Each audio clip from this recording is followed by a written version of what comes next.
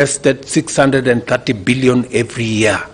When they get out of the pipeline, when they come out of school, when they come out of college, when they come out of university, what happens to them? It will be irresponsible, maybe reckless for us not to think about what happens to our children when they come out of college. And that is the reason this year we are intentional, we are deliberate on having a plan on how to create jobs. In my boardroom here, I have spent inordinate hours being granular about how many jobs we are going to create, under which program, on which intervention, on which projects, because it is the responsible thing to do. If we are going to invest 630 billion, if we are going to invest 30% of our budget in educating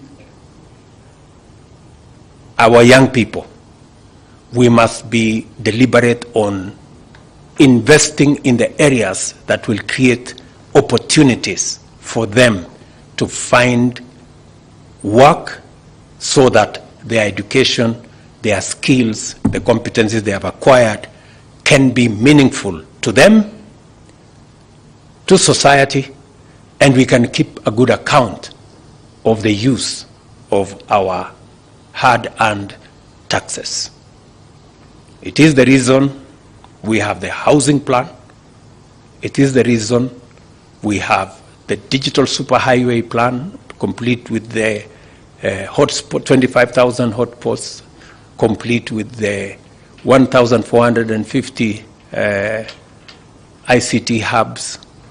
We are now working with a framework on, I have already told the ministry to work with our county governments so that every vocational training center that is working under the counties is brought on board the digital technology ecosystem so that we can not only provide training, we can begin to walk the talk on digital jobs and also digital commerce.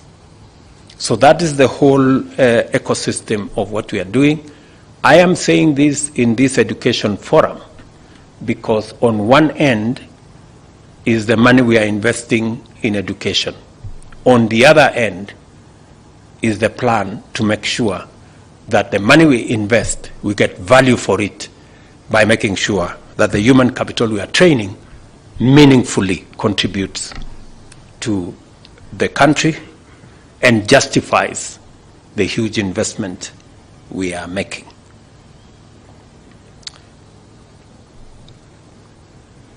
Let me say equally important for us is the question of equity and access to education opportunities.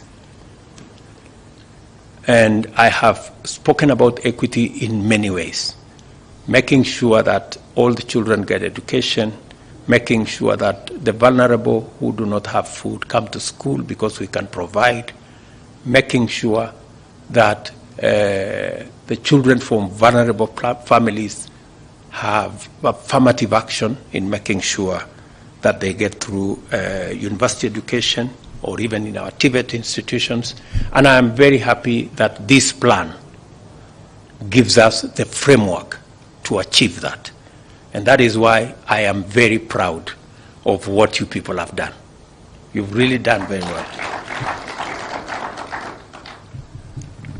These imperatives, as well as others, needs inspired us to engage with Kenyans, as I told you, throughout the country, and to consult education and human capital development experts in designing our commitments in the education chapter of the Kenya Kwanza plan.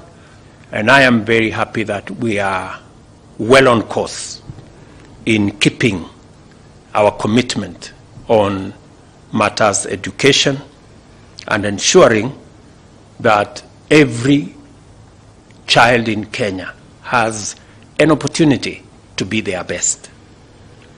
Among our commitments were government-funded in-service training, bridging the teacher shortage within 2 years, reviewing the current system of academic progression, improving the capacity of our day secondary schools, reviewing the tertiary education funding framework for all institutions, building and equipping TVET institutions in the remaining 52 constituencies, establishing the National Open University, providing a year-long paid internship program for all tertiary learners, significantly increasing funding for innovation, research and development, and enhancing the funding available for school feeding program. So on all those aspects, I think we are well on course. I just concluded last week a conversation on matters of internship.